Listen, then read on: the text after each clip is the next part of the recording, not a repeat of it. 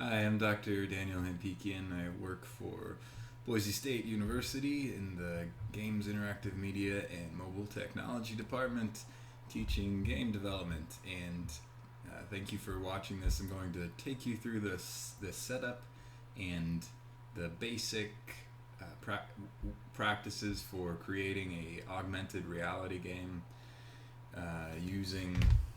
So I'll be using a Samsung Galaxy Tab S, and so it'll be an Android build we're doing, but this is also compatible with iOS.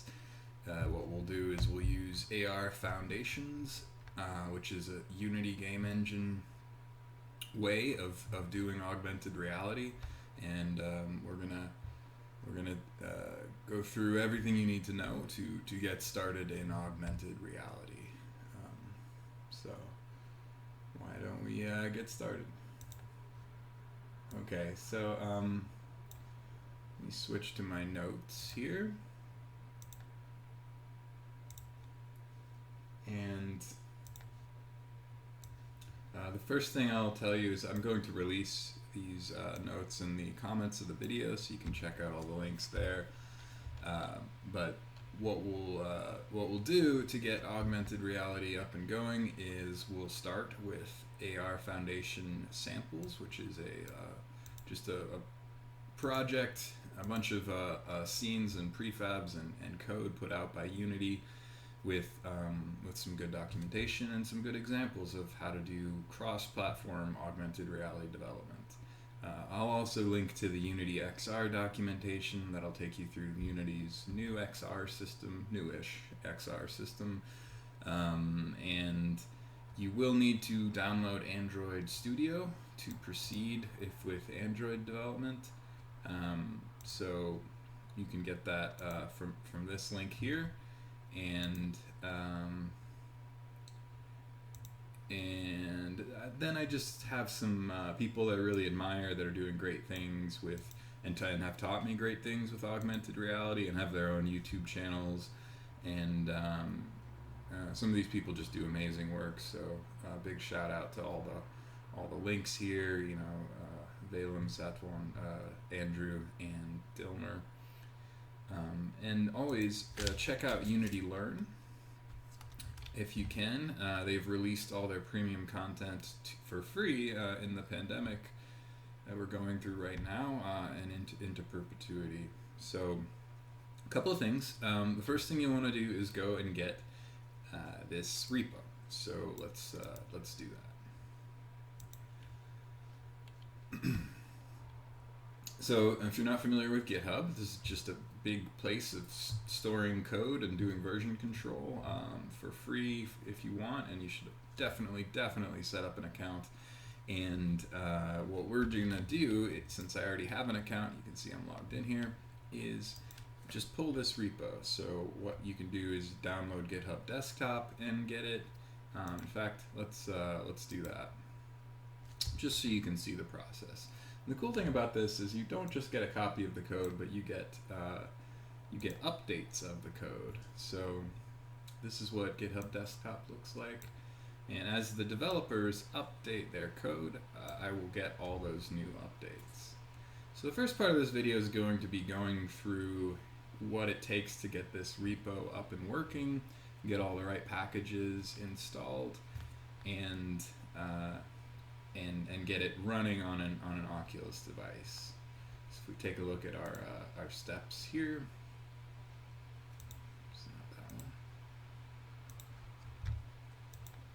Basically, the first thing we'll do is get this up and running.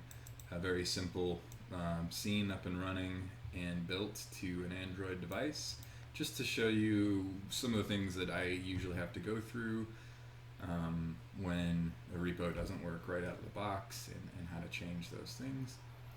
And then after that, we'll set up an AR testing environment, and this will be so we can develop augmented reality games without having to always build to a phone or tablet.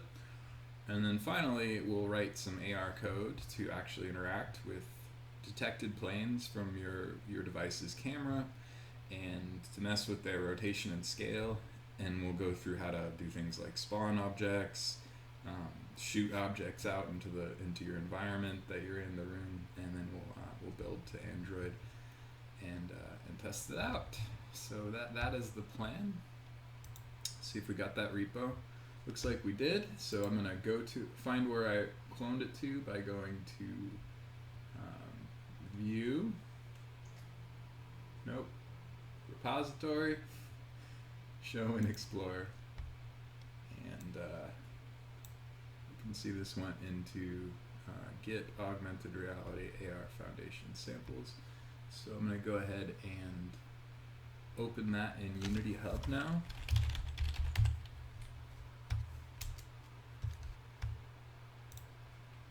And I'll go ahead and set the right the versions that we'll be using. I'm going to be using Unity 2019.4. Oh boy, that's not good. So let me add a repo here, and I'm just going to go find that repo that we cloned. So that was in Git, AR Foundation Samples. Or was it Augmented Reality? Check.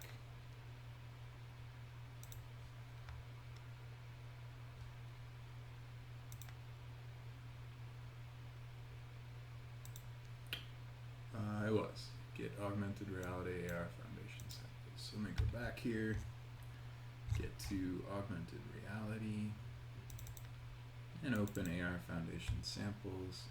Select that folder. Okay. So let's use Unity 2019. The only reason I'm using 2019, well, not the only reason. This is the one that I have Android plugins installed on. And it's also a little more stable, the 2019 versions of Unity, than the 2020 ones. So I'll just stick to that. But 2019.4.2 F1 and Android Galaxy Tab S4 are the two pieces of technology, as well as Visual Studio. So we'll switch to that, open it as a Android platform, and that's going to change some build settings right away for me, and confirm.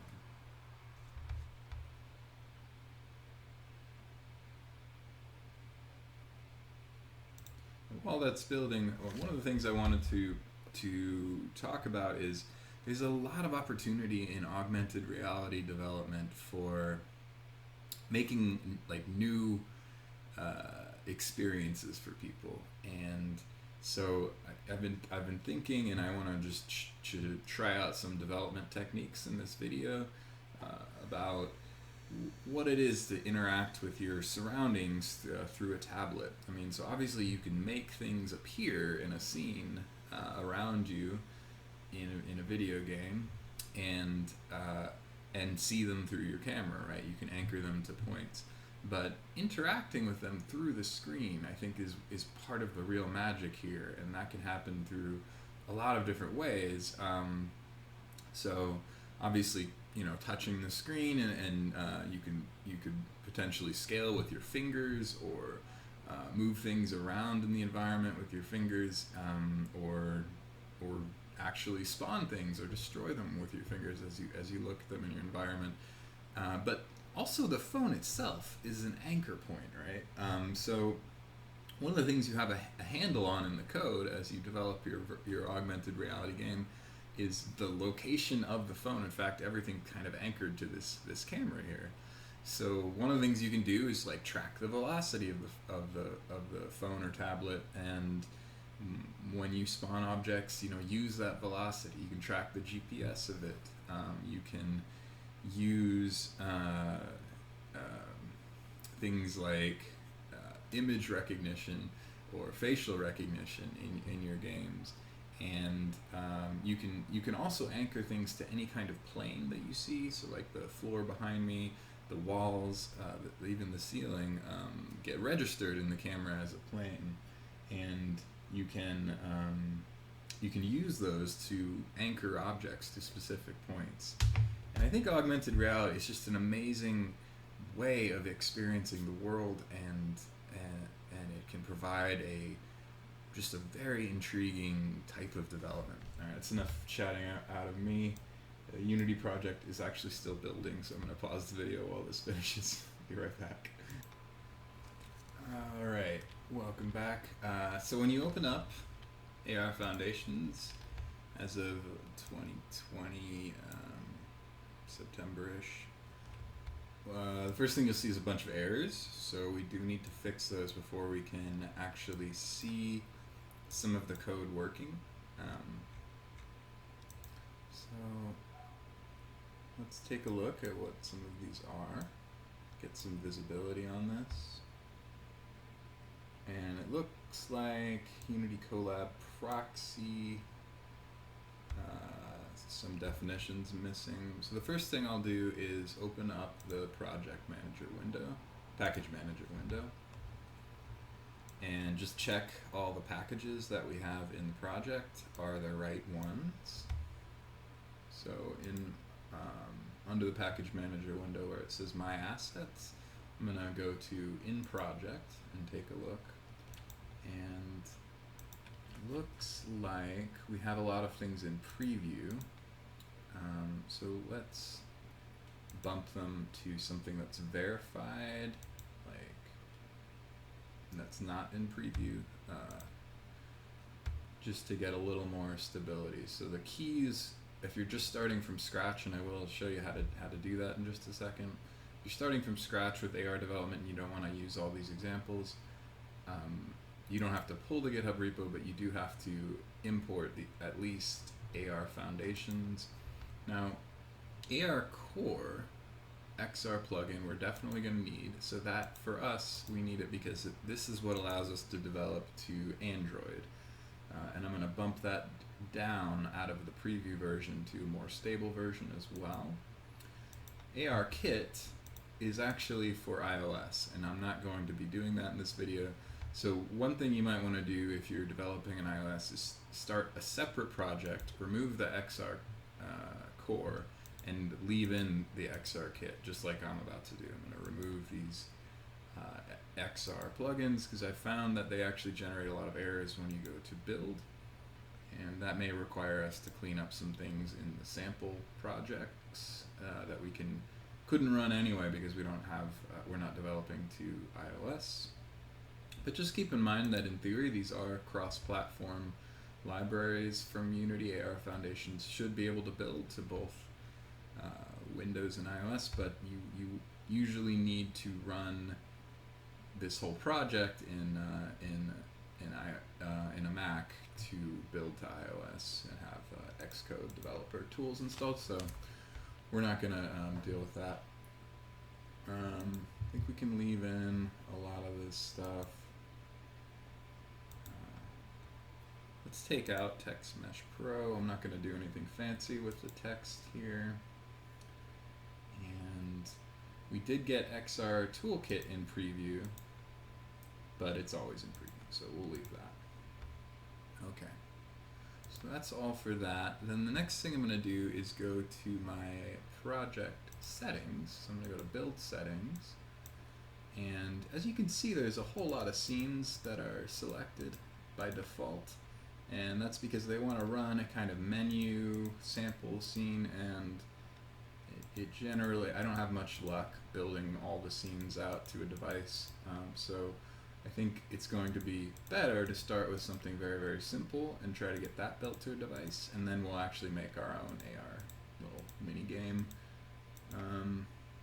to show you how to do that, so you know how to make it from scratch.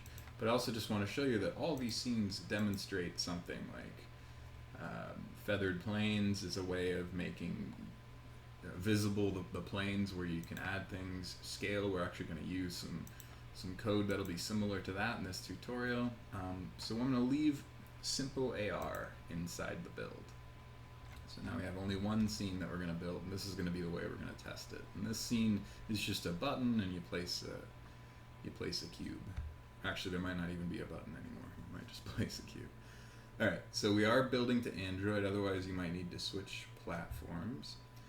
Let's talk about devices. So you need to make sure that your device is detected here, and sometimes that can take a little bit of Googling your specific device. One thing you'll want to do is go into your device and enable developer options and enable US debugging. Developer options, USB debugging. And it sometimes is a process to figure out how to do that. It's different for different devices, but you do need to, and then you need to be connected by USB, and as I said before, you have to have Visual Studio installed and updated to the latest version in order for any of this to work. Sometimes there's extra steps, and it can be a bit of a process, Googling and seeing the error, the build error, the Gradle error, build errors, whatever you get, and seeing what the solution to that is. Sometimes you need to import custom, tools, libraries into Unity, and sometimes into Android Studio, and fortunately we're not going to have to deal with much of that, but let's get back to cleaning up this project so it'll actually run. So it's going to run on this device, and now let's click on player settings, and inside of player settings you'll see there's an XR plugin management, and it looks like normally if we started from a blank project we would have to enable AR Core for Android, but it has enabled that for us. AR Kit, let's make optional here because we're not actually using it. It is, however, missing the monoscript there, so we may have to deal with that in just a second. Now let's go to player and just make sure that we're at Android Nougat or higher here. 7.0 is fine, and you may have to match this to your device's API, and that's going to change from device to device. So the one I'm using now should work with Android Nougat. Notice there's an XR settings, but it's letting me know I should use the Unity XR plugin system instead. Okay. Well, that all looks good. So let's get out of this build and let's double click on this and open Visual Studio and see what its problem with Colab is. And it'd be nice to get some visibility on the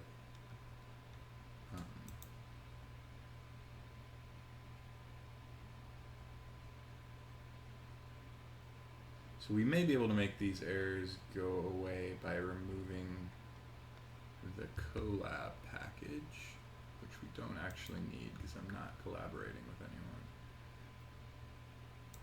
Let's try that first. So Unity collaborate. Let's remove that. See if that gets rid of any of our errors. I believe we just have a mismatch between packages and so let me clear this. Okay. So it is actually Anchor Creator is the script. Okay, so what we're seeing here is some errors that are likely due to removing Xcode or removing ARKit and not developing to iOS, which so we'll have to deal with these. So let's see this first one: scripts, UX, check runtime depth. Let's see what the actual error says. Inclusion, subsystem descriptor. Okay. So it is not seeing a certain method. So I'm just going to go fix that, and you can see the little red dots on the right are telling me where to go down to. So dot supports. You'll notice we have a we're not going to actually be using this very much or at all really. So what we can do is just remove this whole check here because we have a logical AND statement in code. The code will still work. So just get rid of it. Save that. Okay, one error down to 10. So let's go and see what's wrong with Anchor Creator.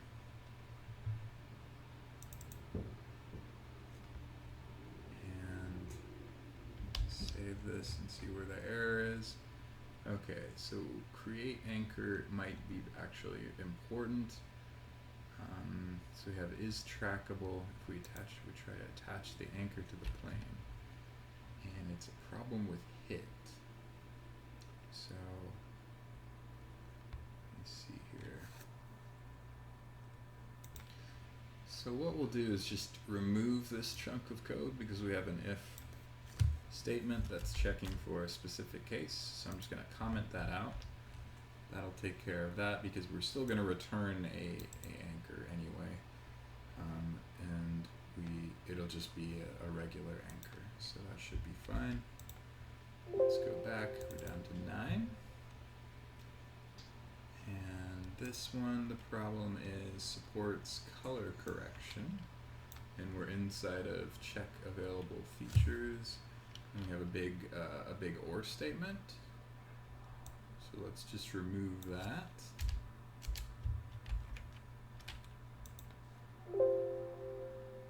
Down to 8. And we have a request for environmental depth mode. So let's see what other requests. Environmental depth mode. Let's just do human depth mode for these because that seems to be the way that the code works. What was it before? Still current human depth mode. Okay. Down to 6. And in this one we have try and get environmental depth CPU image. Let's see what available functions we have. Alright, and let's see human CPU image. And then down here confidence CPU image. Try.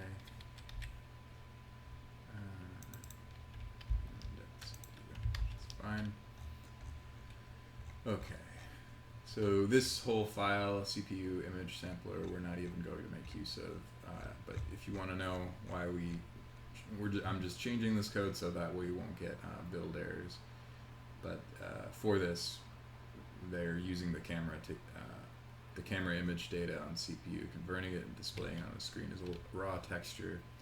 So you could, have a picture of the video you're currently seeing on the screen somewhere in the scene itself. Okay. Yay, and we're down to 2. So we have supports environment, this piece of code still. Switch it to human segmented, and then down here environmental depth texture, let's just put this to human depth texture as well, and that should be fine. Okay, so now let's see if we can actually build, and we'll probably get some errors on our first try, and then so the scene I'm going to try and build, we can take a look at here.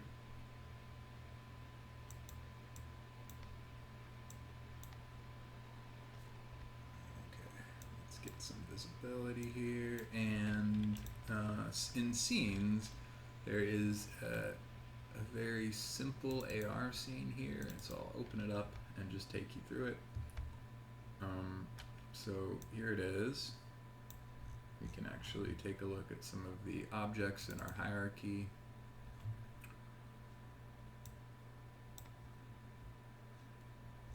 So let me zoom in on the session. And okay, so this is just going to be a camera. And it looks like we have a place on plain script. Let's edit that and take a look at what it does. And it looks like it sends out a Raycast. So you require Raycast Manager. And you can think of a Raycast as like an AR, a laser coming from your tablet or phone and where the camera is pointing to anything it can connect with. And what it's looking for is trackable types playing within polygons. So it's looking for when the camera identifies that it's seen a plane, like the floor or a table. And when it does find a plane, we use the touch position, so wherever you're touching, and to base where the laser is shooting out of from your phone. So if you touch the right upper corner of your phone, then we'll grab that position and we'll instantiate a object, whatever object, I believe it's a cube in this case. It's whatever we put here, basically. So it'll instantiate an object in that position in the room, but it'll appear on your phone. And each turn here, each update, each frame, we're going to get a new list of AR Raycast hit. So that'll be a new list of things that have connected with things in the environment from the camera, pointing from the camera to the environment.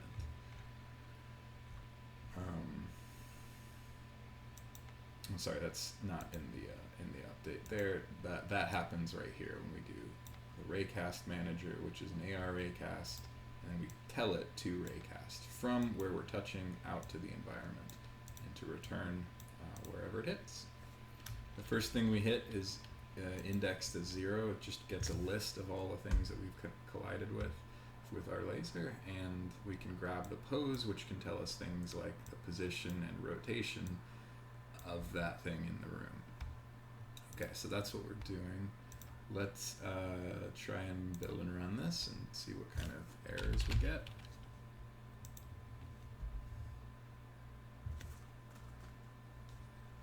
That'll take just a second, so I'm going to pause the video and I'll be right back. Alright, so we didn't get any build errors, which is great. You can see at the bottom of my screen here we have a build completed, and if you followed along with that and you saw how long that took to build to a device, you probably understand why I am going to set up a testing environment first where we can test things out in the Unity editor without building. But anyway, so I'm going to bring this up, and I have no idea if you'll be able to see this on the screen. Let's check it out. Okay, so what you'll see with the simple AR key scene is just a view of the camera, and it's going to look for a plane, and it did in fact find a plane, and then once it does, we can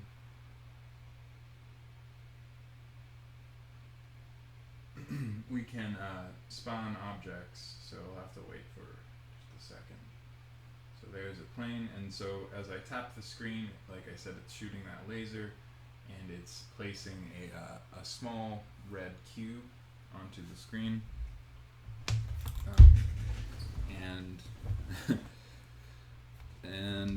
Okay, good. So let's see. Well, the key there was that we got one of the sample projects up and running, and we'll go through and talk about how that sample project works. But the first step is done, right? We are now ready for AR development. Okay. So the next thing I want to do is build a testing environment. So to do that, actually before we do that, let's take a look at this scene, because all of these projects and scenes they provided you with have great examples of doing things far beyond what the scope of this video is, which is just AR basics.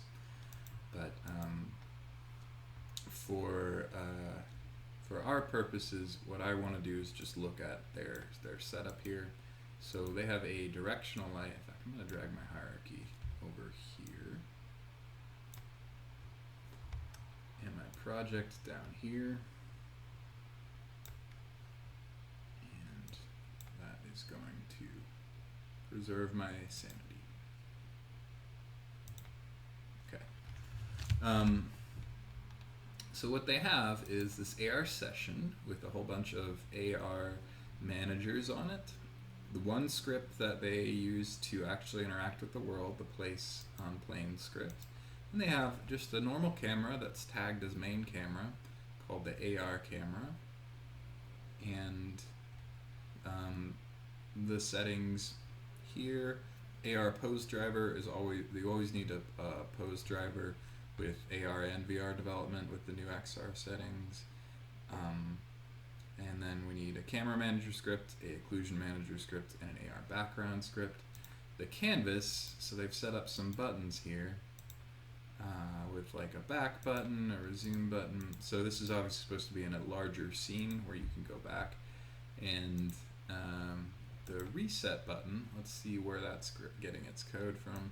So when that gets triggered, it uses the AR session script to reset the AR session. So you can reset the camera and everything, and the objects Okay. So that's how they've set it up. Let's make our own scene now. I want to show you how to do this from scratch and not just, modify the stuff that you're provided with, but, learn from it and check these scenes out so that you can grow as a game developer. All right, so in assets, I'll just create a new folder, and let's call this custom. And then inside of custom, we'll put all of our stuff. So let's start with a new scene, and we can just call this tutorial scene. And let's open it up. And then right away, let's go to build settings, add open scenes, and let's remove the simple AR scene. Okay. So we want to set up an environment where we can actually test things for AR, but the first thing we need to do is make this have AR functionality. So as we saw, you always need an AR session and a AR session origin. And this is going to give us our camera here. And let's just make sure those started at 0. They did. Okay, and then in the AR session origin, we need to do a few things. The first thing is we need to make sure the main camera is tagged as main camera, like theirs was, because our code's actually going to look for that tag to find the camera. Remember, the camera is also like an anchor point in development. There's really two things, right? You anchor things to the planes and the environment around you, and also to the camera that's seeing those planes. So those are your two kind of transform vectors inside of the game.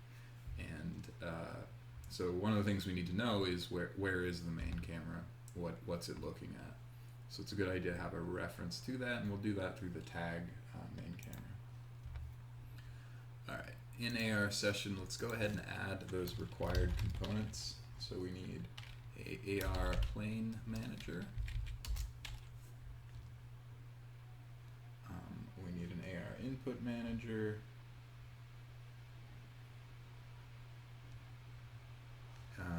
Let's see, we need an AR Raycast Manager. That's for our little laser that shoots from the camera out into the scene so we can see what we're looking at. And let's go ahead and add an AR Point Cloud Manager as well. We may not use that, but it's good to have.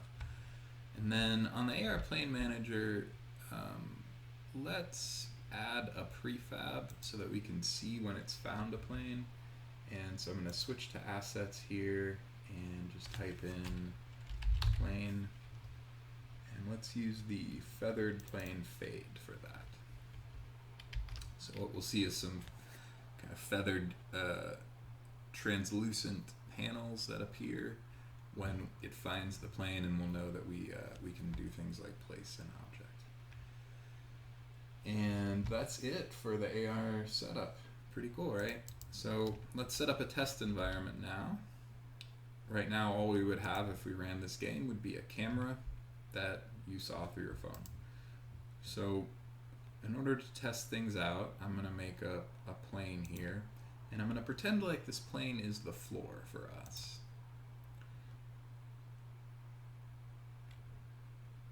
So we just reset that transform, and you'll notice the camera can't see anything yet. So what I'll do is I'll actually pull the whole AR session origin up, and what'll happen is that this gets overridden. Whoops, not the AR session. Let's pull the AR camera up. what happens is this all gets overridden when you start the game because the camera is just going to adjust to your camera in your device. I'm going to rotate this camera down, so it's as if we're pointing the phone at the floor or a wall or something, and that's what this plane is supposed to represent. Let me actually pull it up a little bit more so we can see what's going on. And let's rotate it down just a little bit more. Okay. So that's now our plane, and what I'll do is I'm going to add a layer here, and I'm going to call this testing plane, and I'll make sure this plane has that layer. Let's save it. And then on AR session origin,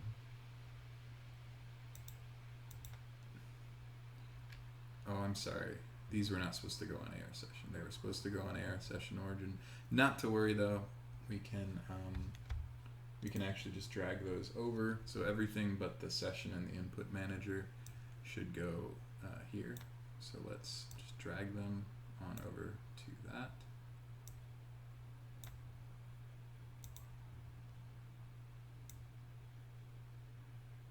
Session origin. Oh, it already has one. Remove that.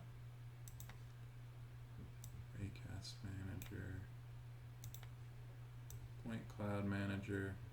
This is kind of a cool trick if you haven't done this before. You can just move things around. Okay, and now we can get rid of this origin because we have one already. Okay, so AR Session Origin, Plane Manager, Raycast Manager, and Point Cloud Manager. It's confusing for me because they're both named the same things.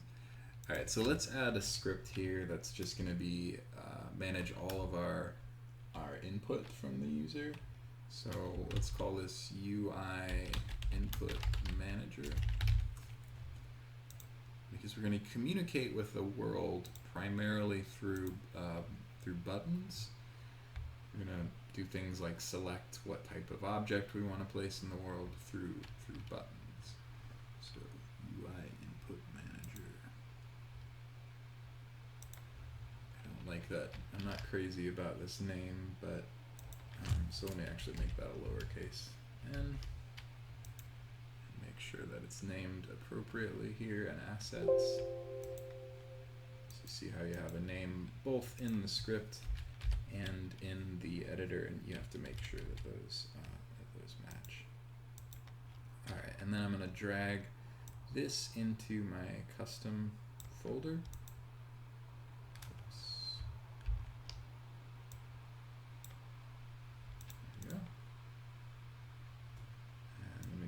Back out into,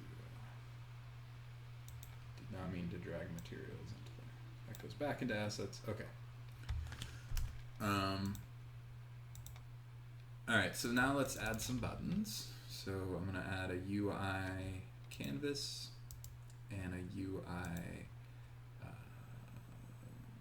let's do a panel. And then inside of that panel, let's add some buttons. So we'll have a button, and let's just call this button Fire for now. And what I'll do is actually, in this panel, because I'm going to add more buttons, I'm going to add a horizontal layout group to anchor this button. Usually it's nice to have buttons down here for AR games because that's usually where people hold their phone or their tablet. So in the horizontal layout group, let's adjust the settings here so that we align to lower center, and we'll just have this fire button. Now the fire button needs to actually say fire, so let's open it up and change the text to say fire. And okay. Good. So now we're going to manage all the input through one piece of code. But what I want to accomplish first is when we do fire, we shoot just an object out into the world from the point of the camera, the camera's forward transform, which we can see here this way, down wherever it's angled. So let's make some things that we can shoot at on the plane. So I'm going to make a 3D object. Let's use cubes here, and I'll just drag that out to about here. And let me actually make that 1 on the y-axis and 2. Actually, maybe even 3. And then this can be 2. Let's see how much clearance does that give us. Not a great deal, so I'll even place it kind of low like that, and then I'm just going to Control D to duplicate it and move it around. So we have just some stuff to shoot at here.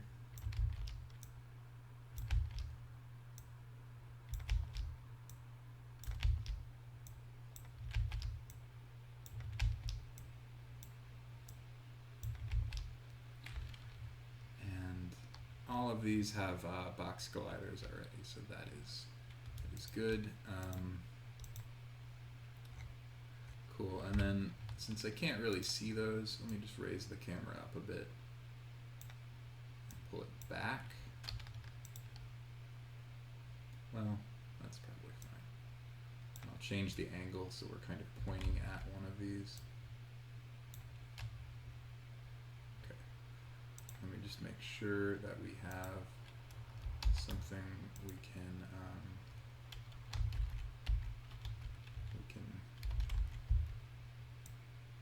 aim at here.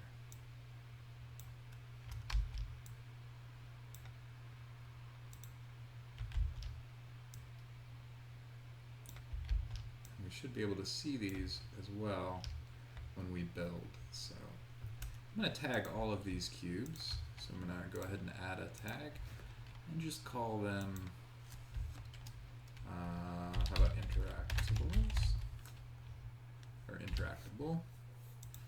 Save that, and then let's retag all of that as interactable. Finally, let's make a 3D object, which is a sphere, and this will be the thing that we're shooting. Take a look at it. And what we'll do is, let's make a sphere inside of the sphere. And I'll set that scale to something like 0.5, so it's a smaller one. And we'll color it something colorful. So in my materials, let's color it something kind of bright. So we have some nice materials here. So something bright so we can kind of see it happen. And see what happened, you ask?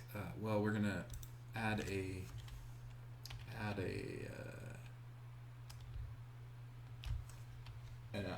script on it that will, when it collides with things, let us know with some kind of effect. So on this top sphere, let's just rename this projectile.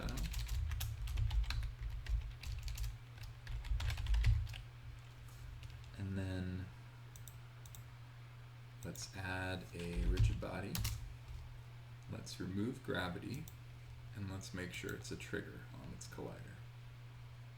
Finally, let's add a script called projectile, which we can create.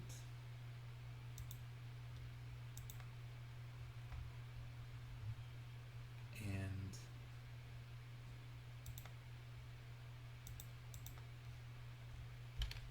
we'll edit this script now.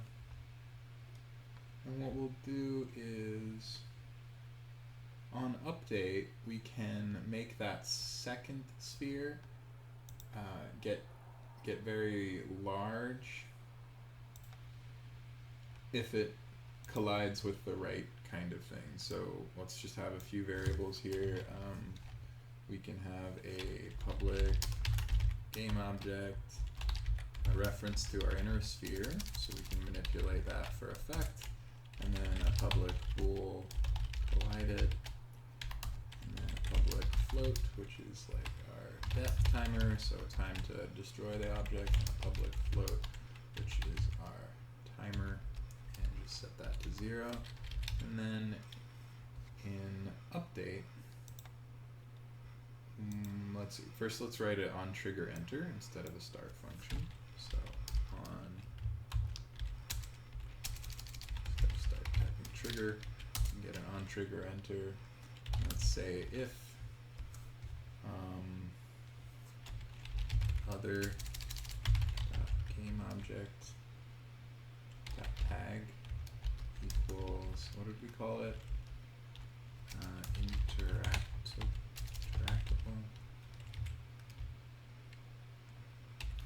And we'll set collided to true.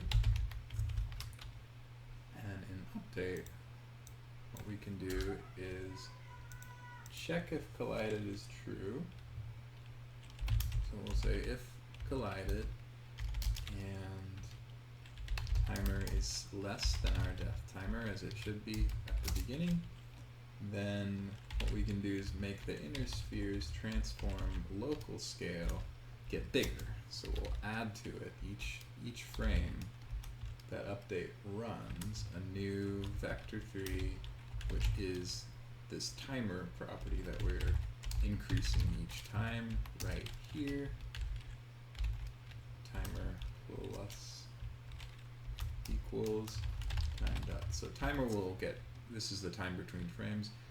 Timer will get bigger until it is greater than the def timer, and then it'll skip this up loop. And while it gets bigger, it's going to make that inner sphere that's a nice color get larger and give us a nice effect.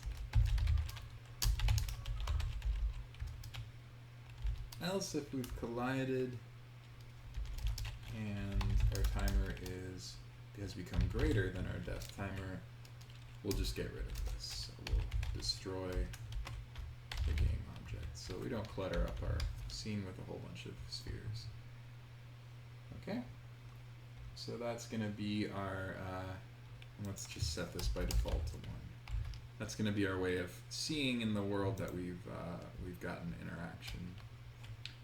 And we should be able to test that out real quick by forcing a collision here.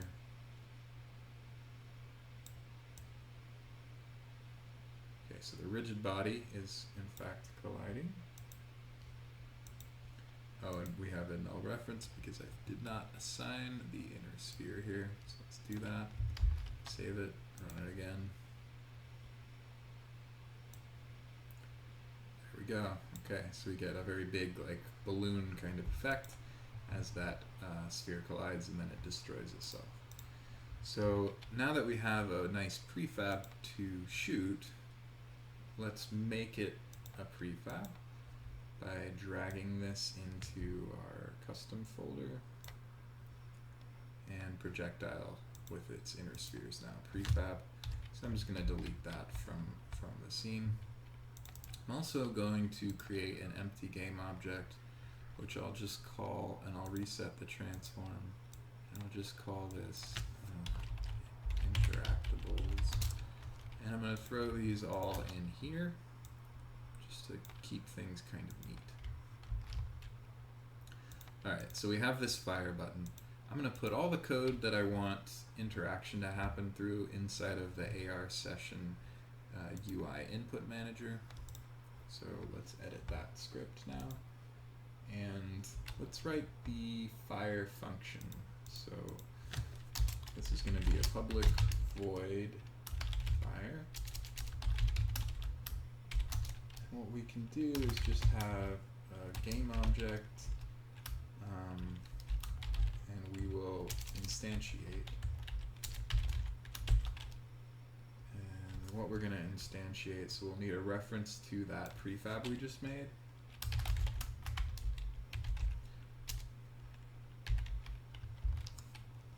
Let's make sure that's public so we can link it up in the editor. Then we're not actually going to do anything with AR yet. Instead, what we'll do is we'll use our link to the camera itself. Wow, that is not how you spell instantiate, is it? Okay. So we'll have a link to the camera itself by just calling camera.main_position. So we'll instantiate the projectile that we made. We'll instantiate it from, we need to give it a position. So let's make a public transform. We'll call it our launch position. And we'll just put this object somewhere inside the camera so that we can launch from that position with the camera's rotation. So launch position dot position, and then camera dot main dot transform dot rotation will give us the rotation we want so that we're facing the right way when we make this object. And then we can set the transform dot parent to null so that we can move away from the session origin where we're initially going to become part of the scene. And then go.transform.position just to make sure it's set at the launch position, because sometimes it doesn't get set to local position, it gets set right in the middle of the scene. So we'll just make sure instantaneously its position is where we want it to be. And then we're going to drive it through its rigid body. So rigid body RB. And this can be just a private variable. And what we'll do is we'll say RB equals go.getComponent rigid body, and then RB dot velocity equals, and we'll need the camera dot main dot transforms forward position, so wherever it's facing. And let's multiply that times a variable that we can set in the editor called speed. We can set it for now just to 2. Okay, and so that's our fire method. And what I'll do in this video is I'll show you 2 ways of hooking up buttons. I've been trying to go over this with my classes, and it's very important to know that you can assign listeners, subscribers and observers by delegates in Unity in code, as well as by hooking up the buttons in the editor. And oftentimes it's much simpler and much safer to set it up in code, because you can lose, as you change scenes, you can lose links in your hierarchy. So that's one of the things I want to go over. But let's set this up for now the way that most Unity tutorials show you how to set up a button. And so now if we go to our AR session origin and we put our projectile in the projectile place, and let's make a just an empty game object here, maybe move it forward on the Z just a little bit, like 0.3 or something, so you can see where that is. It's just in front of the camera and pointing the same direction, and it'll rotate with the camera is the important thing. And move with the camera. And then in the AR session origin, we can hook that transform in. Let's rename it so we know what it's doing here.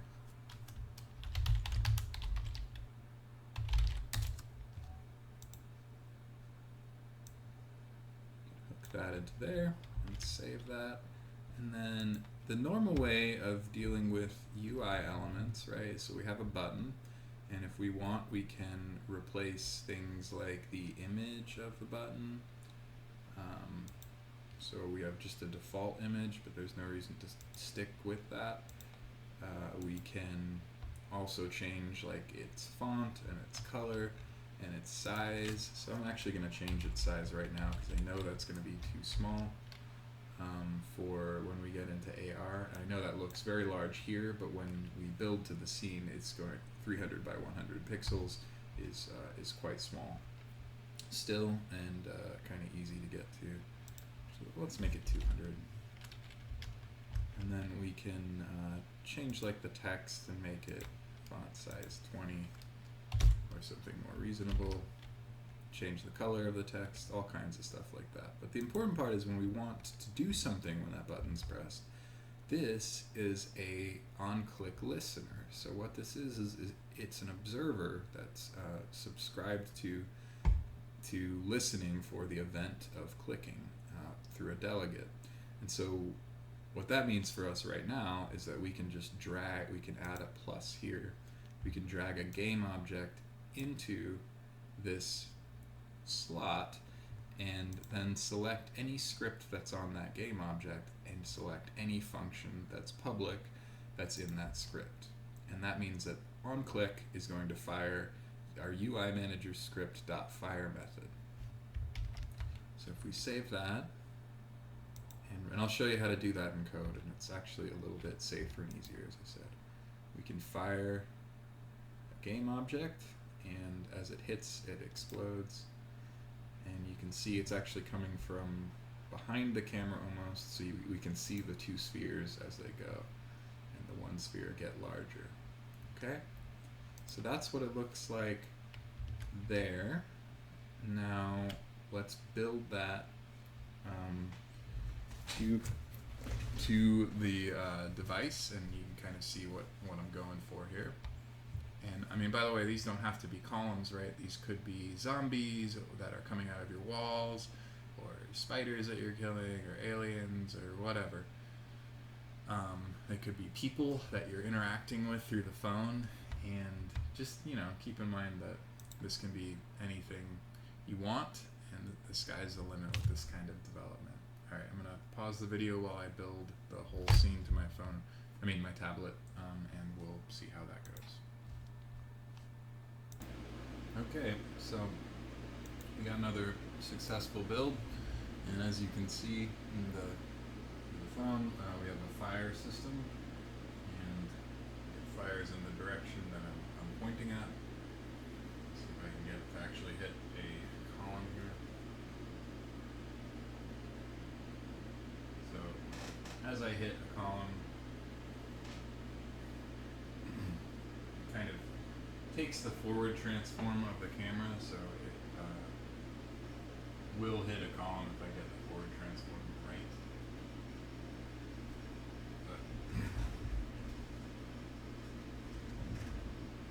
Go down in this direction here. We should get a nice, nice explosion right there. And one thing you can notice is that you can actually see the plane itself as well as the columns. So usually when I'm making this kind of game, what I like to do is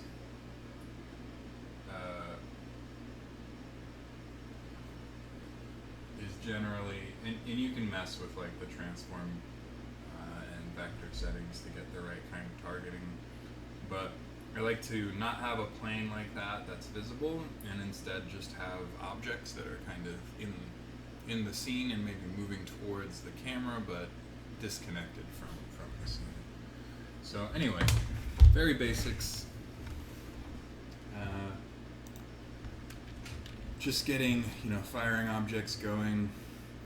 What I mean is, like, for example, we could import any kind of graphics here. I've done flying dragons in a previous video, and then just add a move around type of script where we just rotate those objects around, and then we can drop out the plane. So if you just turn the mesh off, the renderer off, and then we take a look at this move around script.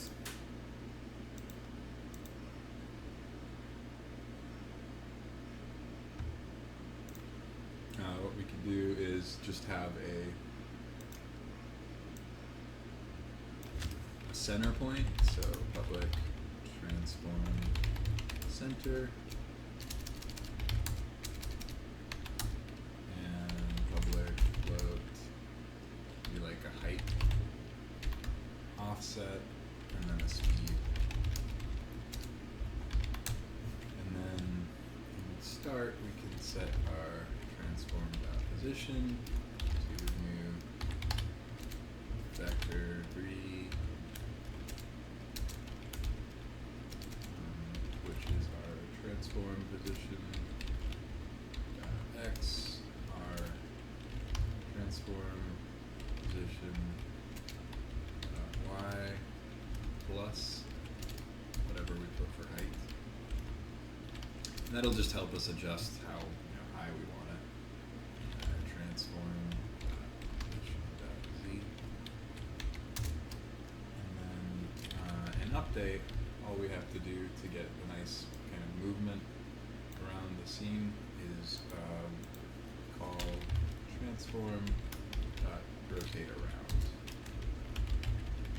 center position vector 3 down speed time delta. And that way I won't build this, but we'll be able to get a nice kind of movement. And if you combine this with like a flying animation, it actually looks quite nice. Oh, we need a center point here. So our camera can be our center point.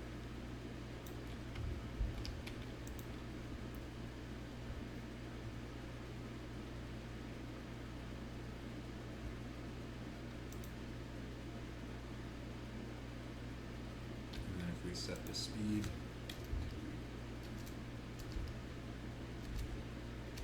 We can see that movement happen for just one of those. So it looks like 9 might be a nice option. And we can set these individually and set their speed and height individually as well. Just kind of, so now they should jump up a bit and just start rotating around. And then we can make, a nice kind of maybe shooting game or something like that in AR. They could be flying objects like birds in an AR scene. So you kind of get the idea. So once you have the basic setup for AR, all the normal rules of game development take shape, right? You want interesting core game loop with nice mechanics that feels good and you want a lot of like something that always lets the player know they've done the right thing and they should keep doing that, or they're doing the wrong thing, they should try something else. So we have a very small example of that with our sphere that gets larger when it hits, right? But that's some kind of feedback system for the player.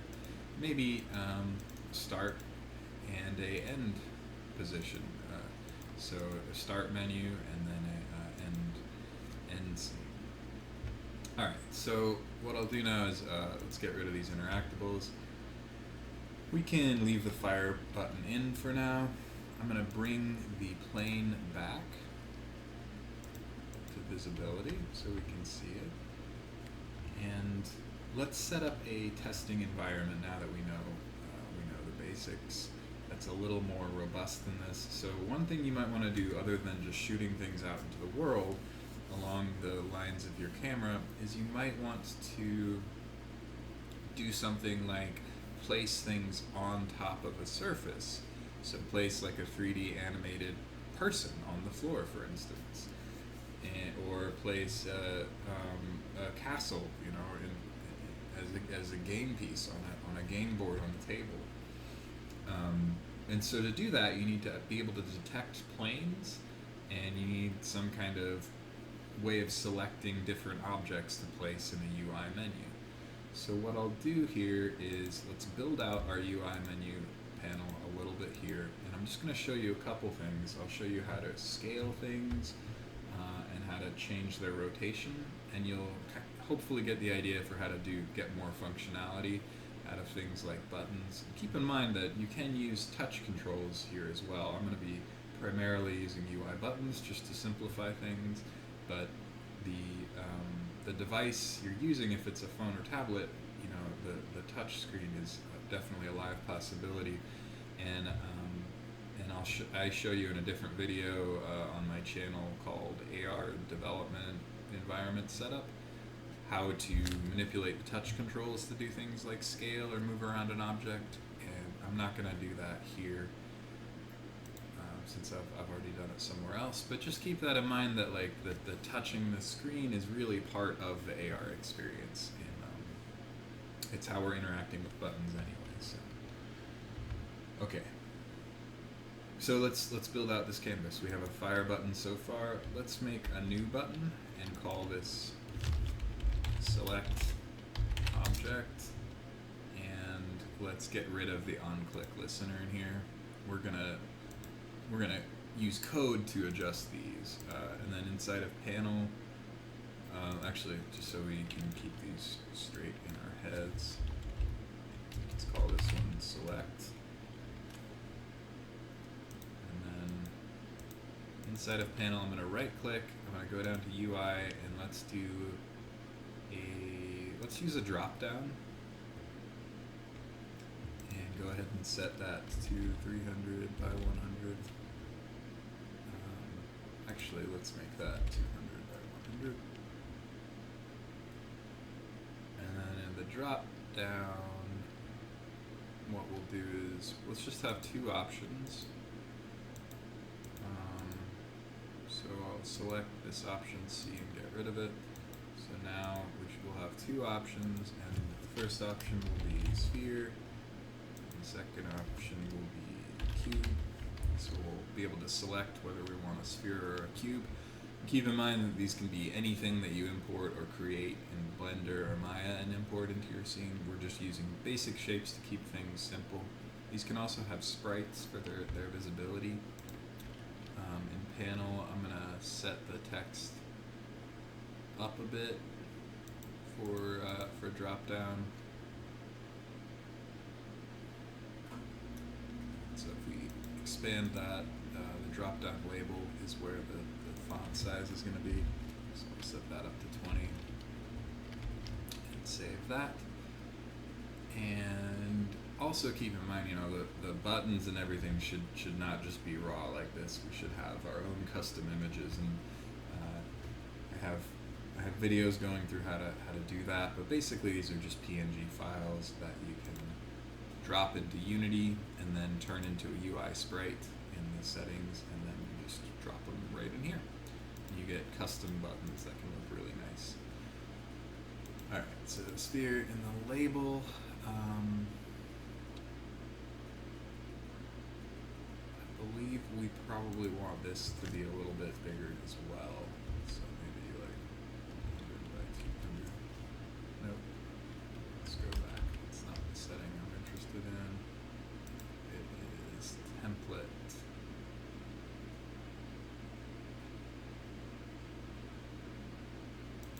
Inside template we have a viewport, and inside viewport we have content. We'll just run that and see what that looks like when we use the drop down here. Yeah, so that gets very small.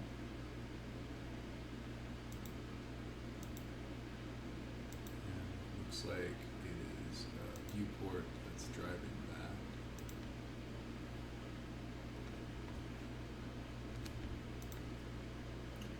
I think that'll be okay. We can change it later if we need to. Okay, so two more things. Let's add a scroll slider, and let's make that like 200 by 100 here, and then let's just duplicate that. Okay, so we have two sliders. Let's make them a little more pretty. So I like slider on either side and fire in between. Or select object and drop down. I don't know, I just kind of like that better. And remember, this will look different on a tablet when we build to it. And these are anchored, so they have anchors to certain positions, so they should be spaced appropriately when we actually build it. Now let's rename these to keep them straight. So this slider, let's call scale slider. That'll be how we adjust the scale. This slider, let's call rotation slider. Let's call this select object, button, fire, button, and drop down. Drop down selection.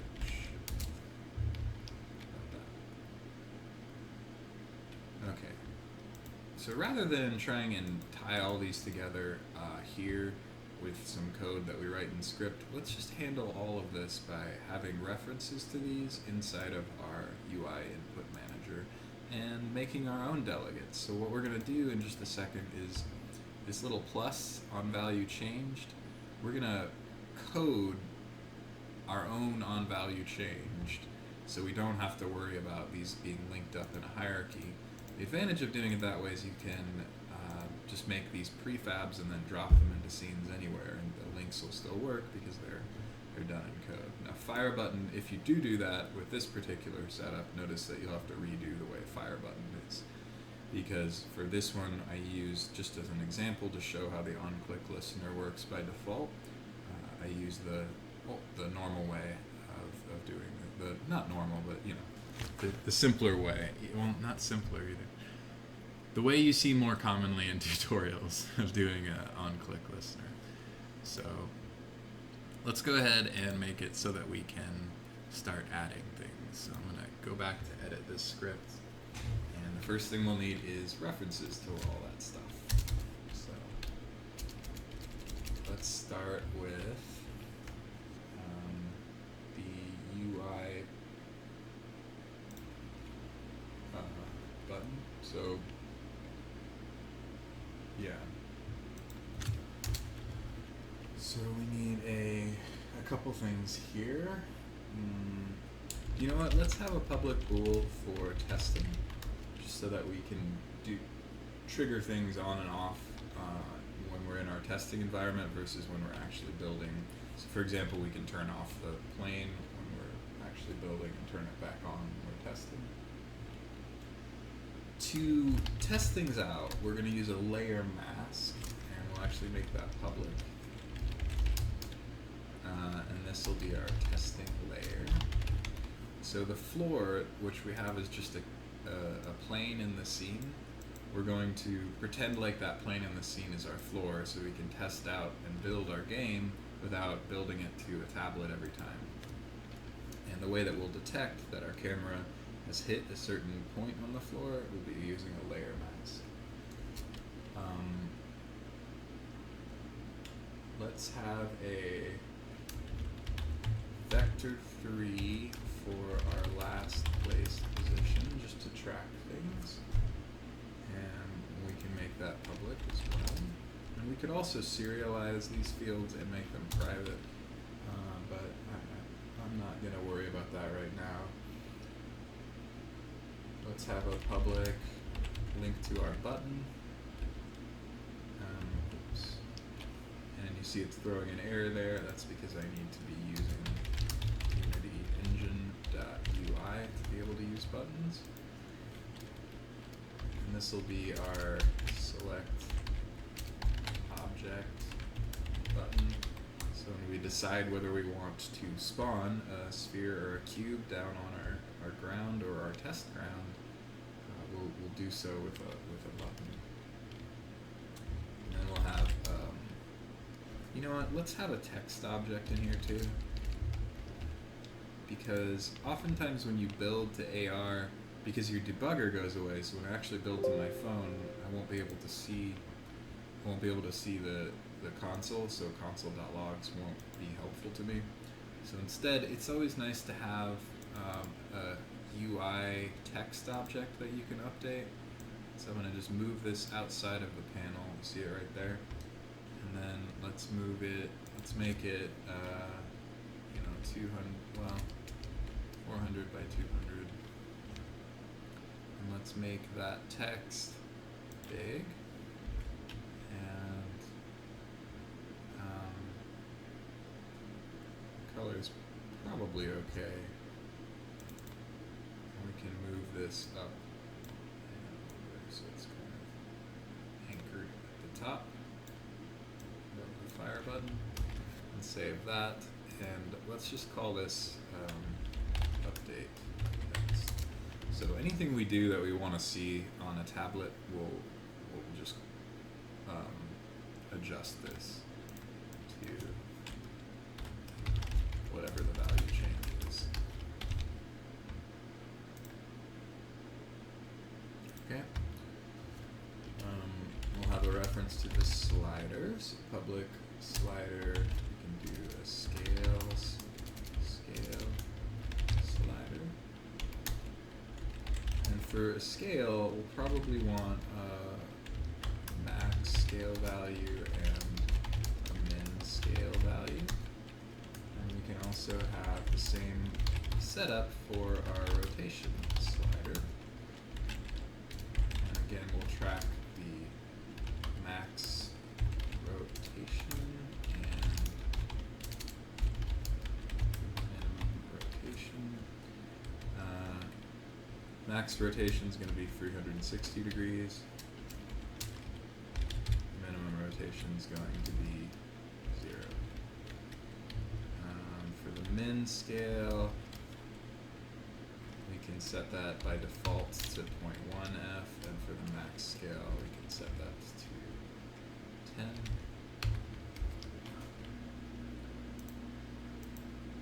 10. Is pretty big in Unity. It's kind of like a meter, one Unity object. All right, and then let's have a link to our dropdown. Object select dropdown is what we can call it. And let's have a public. Let's store the game objects that we could potentially spawn in a spawn objects game object list, and then we can have a single game object, which is our spawn object, that we basically select out of this list. And then we'll select it out of that list by setting a public int spawn index, and we'll do that using a delegate with the dropdown. So dropdowns, as you select them, like the first option, the second option, what it returns in code is a 0, a 1, a 2, and so on as you select more and more dropdowns. So my idea is we'll pull that, whatever the user selects as a dropdown, and just make sure that the spawn objects are organized so that they correspond to the dropdown. So if I have in dropdown for the first option sphere and for the second option cube, then I would want a sphere and a cube in the spawn objects in that order, and as they select, it returns a 0 or a 1, and I can index into this list with that 0 or 1. That's the plan anyway. Okay, so now where are we going to put these objects? We don't want to just fire them out of the camera, we actually want to place these ones on a plane, as if we're putting like pieces of a game down into our environment. That's the next thing I want to show you. So first we need to do that inside of the game. And then we need to do that, inside of the game is a testing environment, and then we need to do it actually on a tablet or phone. So we'll need AR Raycast to happen. So we'll need to use a few more things here. We're going to be using Unity engine.xr.ar foundations, and using Unity engine.xr.ar subsystems. And then what we can do is have a static reference to the list of AR Raycast hits. We'll call that AR hits. And remember, the first one of those is going to be the one of interest, but it's just an array of things that, like the lasers coming from the camera and shooting out into the scene, collide with when they detect a plane. So new list AR Raycast. And private invisible lasers, AR Raycast Manager. We need a way of making the Raycast actually fire. So to do that, we'll get a link to our own Raycast Manager. And in await, so the method that fires before startup of this game, we'll set the Raycast Manager to the Raycast Manager that happens to be on this. So Raycast Manager, like that. Okay. And then in start, what we can do is we can, once all these objects load, we can add some delegates here. So on the select object button, you notice that you can do a dot, and then on click comes up as a selection. And when we add listener, this does the same thing as over here in Unity. When we have an on-click listener here, and we add a function by dragging in an object and selecting the function, we can just do that very quickly in code by asking it to put an on-click listener on this very thing that it has a reference to. So that's what we'll do. When we add a listener, we need to add it as a delegate. And this means a method that we can add or remove as we see fit. And we'll call this method object select. Like that.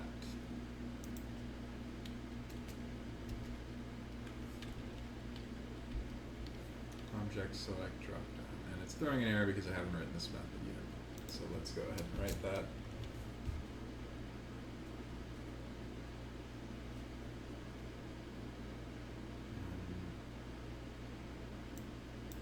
Let's just call this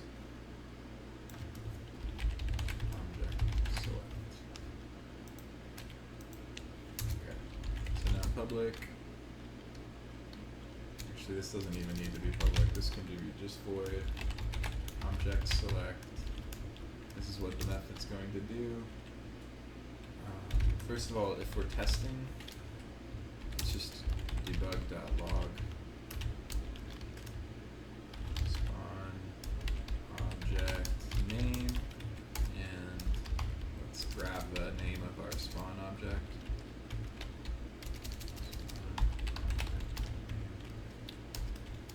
Plus scale.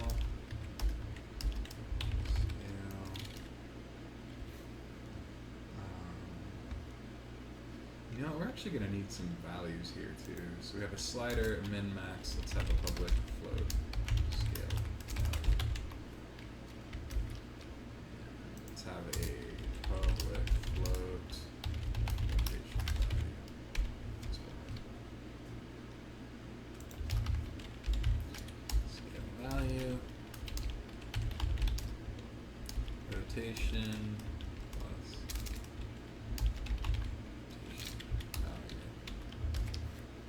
What I want to see is these change as I mess with the UI elements over time, and I'd like to see those change first inside of the editor when I'm testing, and then second, we can update the text when we're actually building to the phone.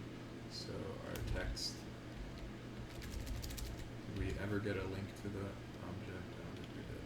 So let's add one more thing here, a public text. Text update, and we'll set that text update text equals, and then let's just grab this whole thing and we just type it again.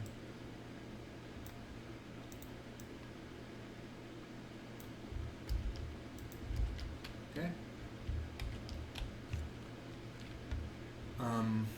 Good. So now we'll do the same thing for scale change, except it's going to be a little different. So our scale slider dot, it's going to be on value change, but again we're going to add a listener. It's going to be a delegate, and this time we're going to pass something into that delegate. And that's the cool thing about delegates, is they're like events that fire, and something else somewhere else in the code can listen for that event, but you can pass parameters to that event. So, pretty neat. Let's call this one rotation change, and we can pass in the rotate. Oh, this is a scale. Scale change, and we can pass in the this very scale slider.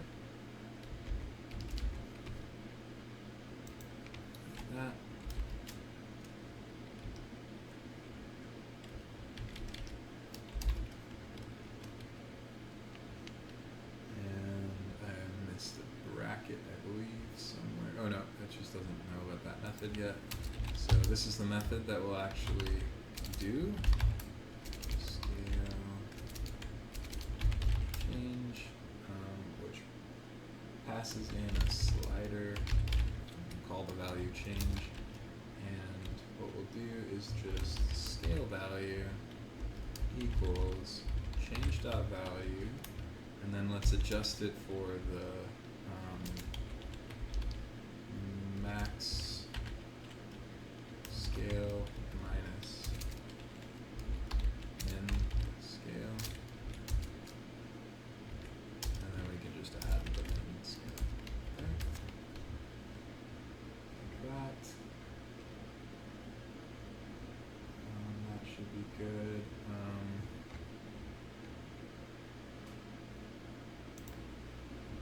And rotation value is going to be almost identical to this.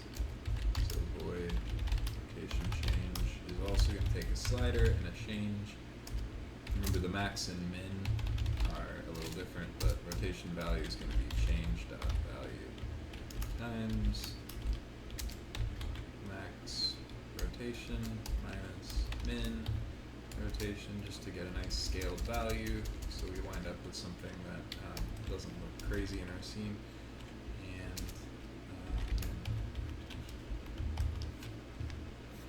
so that's going to change our rotation value. Let's go ahead and just modify this a little bit with prot slider on value change, on value change, rotation change, and we'll pass in the rotation slider. Okay. And remember, whenever we actually select the change, we'll display all those values. We haven't actually changed the game object we're going to spawn in terms of its scale and rotation yet. We'll do that when we actually instantiate the object. Okay, and then we have one more, which is our dropdown. So object select dropdown dot on value change dot add listener.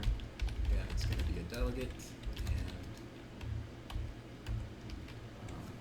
This time we'll just pass in the dropdown again. So spawn object, selection change.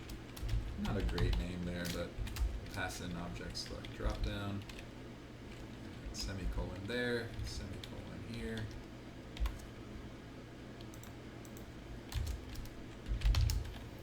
And we need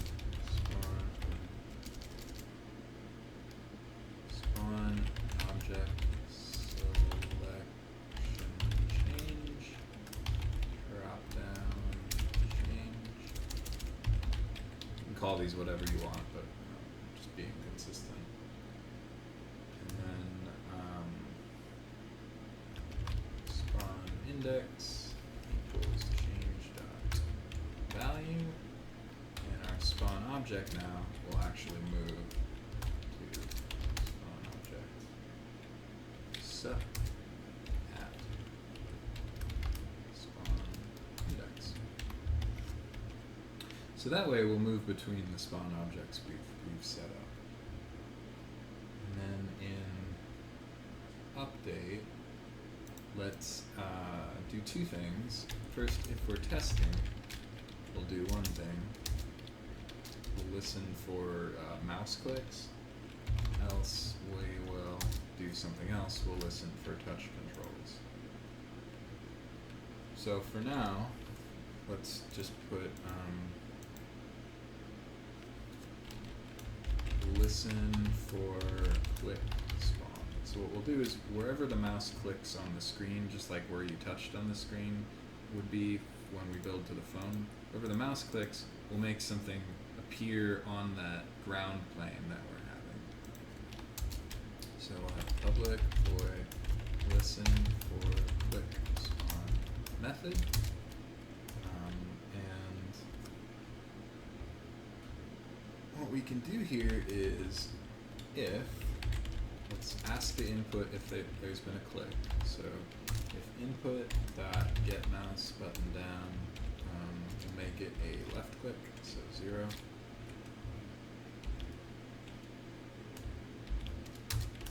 We'll make a normal raycast, so this will be a raycast from the camera screen point to ray, so the camera pointing in at the screen, and we'll start it from wherever the mouse position is. And we'll ask if we've hit something, so if physics.raycast, and the thing that we've hit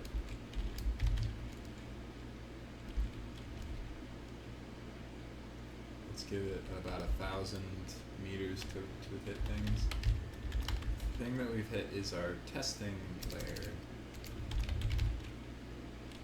which is the canvas, right? Which is the floor that we made, the fake floor.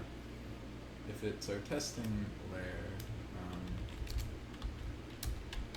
let's ignore interactions here. Then first we can debug.log. Click here and just get the location. So hit.point will give us that location. It's going to be very similar in AR when we use the AR raycaster as to what we're doing here. So it's good to learn how to use, raycasters are just so important for AI and for shooting games and for a lot of stuff. But especially when you're clicking around, you need to track the mouse position. But we'll track the point that we clicked, and then we'll just to make sure we do spawn to that point.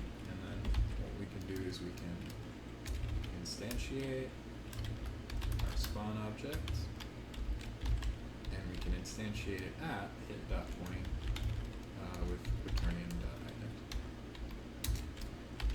We'll set the transform parent to null, that it's not attached to anything.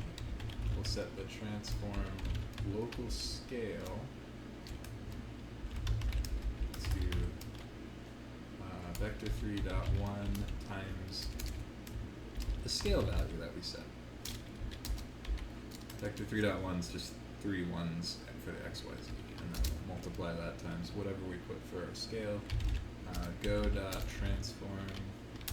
We'll set the rotation the same way, except we need to use a quaternion, and we need to use angle axis because we have just a float value for our rotation that stands for something that is our y rotation. Basically, we're only rotating around the y axis, so it'll be the angle axis around the y between 0 and 360. And then finally, actually that's it. Okay. So now we can write another method for. Let's test it out now. So it should work for clicking at this point after we hook up all the things that we need to hook up. So let's go back to AR session origin. We have a lot of things to hook up here. So first of all, we need we are in fact testing, so I'm going to check that. And that's going to set that boolean to true. For our testing layer, we need to select the testing plane, which remember is the plane that this plane is, the layer that this plane is tagged with. Right, so if I select the plane here,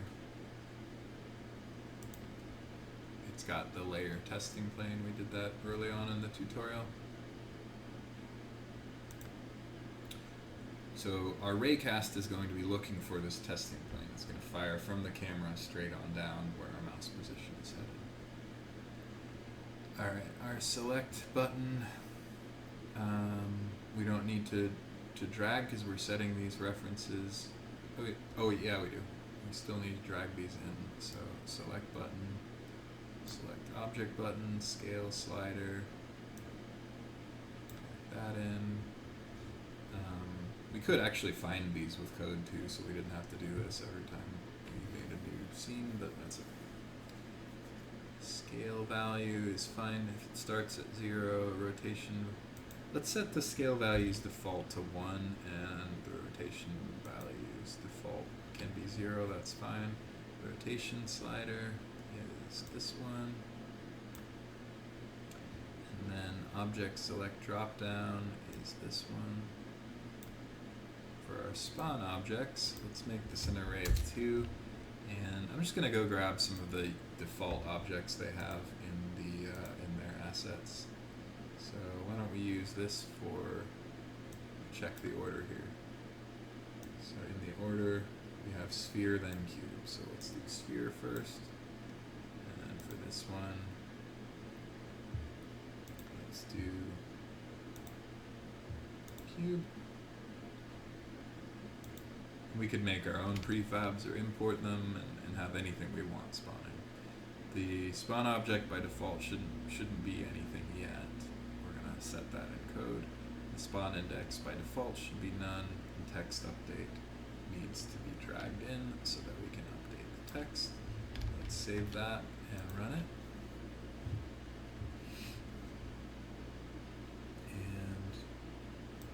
Okay, so let's set it to cube, and we can change this value and change this value.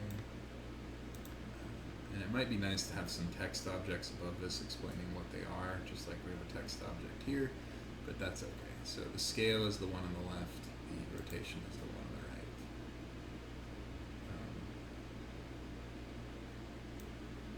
So let's then click the select button, and so we have spawn object name AR cube, rotation scale 1.75, that looks right, out of 10 that looks about right, and the rotation is 46, cool. So sphere, and select, same thing, okay. So now we need to see if we can actually spawn these things, and we can. And if we change the scale and continue to spawn, you see they get a little bit bigger. And if we change the rotation, you can't really see rotation with the sphere, can you? So here's the rotation has been changed. Let's move the scale up bigger so you can see that change to 10.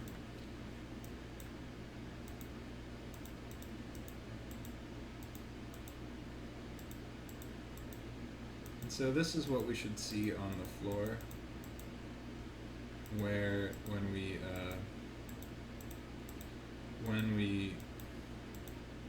we build to an Android device, you should be able to see this on the floor and or the desk or whatever plane we happen to find. And one cool thing is we could make these interactable the same way we made those columns interactable. So yeah, so that's our testing. The last thing we have to do is make it so that we can do this with an AR. So we have if we're testing, listen for click spawn, else, and now let's write our last methods here. So why don't we listen for touch spawn. So what we'll do here is we'll start to use the screen as an interaction. So instead of listening for mouse clicks, instead we'll look for actual distinct positions on the pixels of this phone, and we'll grab that. And if you think about it, it's just an XY vector, right? And then we'll grab that and then use the raycast that goes from the camera out to the scene to detect where on the floor or on the desk or the wall or whatever plane that you're tracking, where we want to place our objects. And scale and everything should work the same way. So okay, ready for the last part? All right. So we're going to listen for touch spawn. Let's write that method.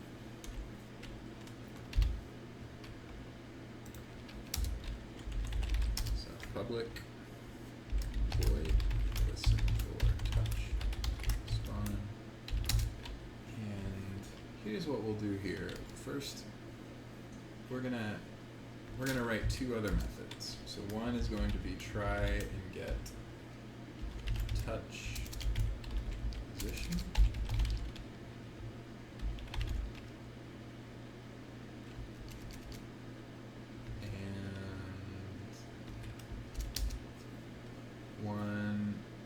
And that can be can return a vector too.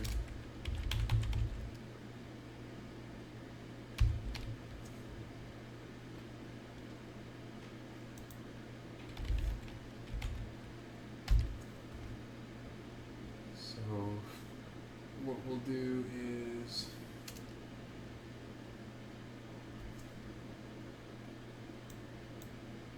you know what, let's do it like this. Let's return potentially a Boolean because we might actually not have a touch, right? And we're going to call this every update.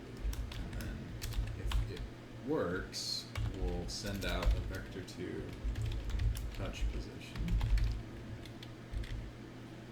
And then what we'll do is we'll ask it if input and touch count is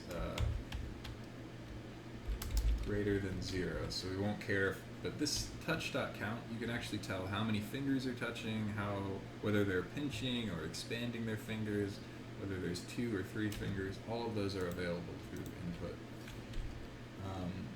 So if our touch count's greater than 0, we'll set our touch position to input get touch. We'll just grab the first thing that gets touched. Position and get that nice XY value, and then we will return true. And let's put both of those inside of brackets. And then we'll set our touch position to default, otherwise, and return false. Okay.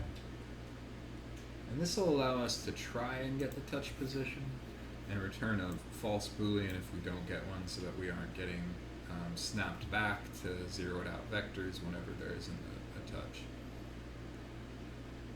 Alright, so we'll listen for touch spawn, and when we listen for touch spawn, the first thing we'll do is we'll try and get the touch position. So what we'll ask is, if we don't get a touch position, so if not, we don't get that,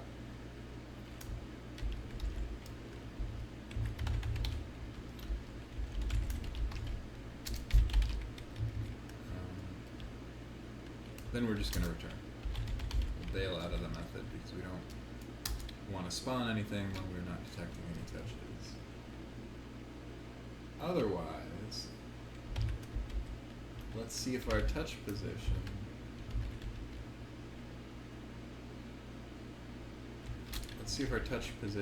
if we shoot a ray from where we're touching on the phone to what the camera's seeing, let's see if we find any planes. So we'll ask our Raycast Manager to raycast, and we'll go from our touch position to our AR, using our AR hits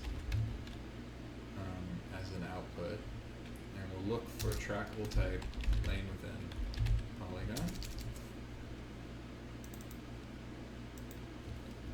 And if we do hit a plane, then pose, hit pose, we'll grab where we hit, the first place we hit with a pose, and that is going to be an AR hits. It's going to be the very first thing that we hit in our raycast.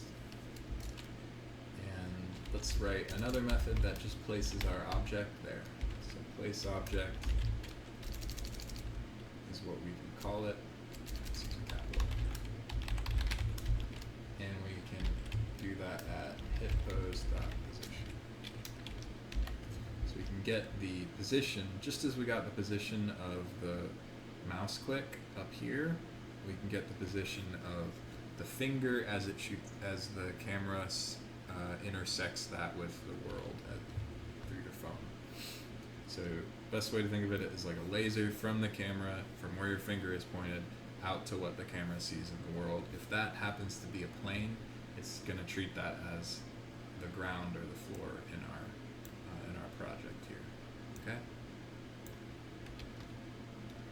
All right. So we still need to write place object. So public. Actually, this needs to be void.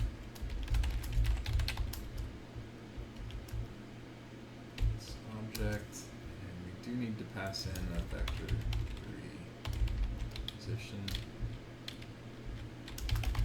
So same kind of setup as we did above. We'll have a game object go, last place position. We can set the position just so we can track that, and go equals instantiate our spawn object. Doesn't really matter where we instantiate it, but let's just copy this. I don't want to type all this again. Because we're going to change the position almost immediately after, but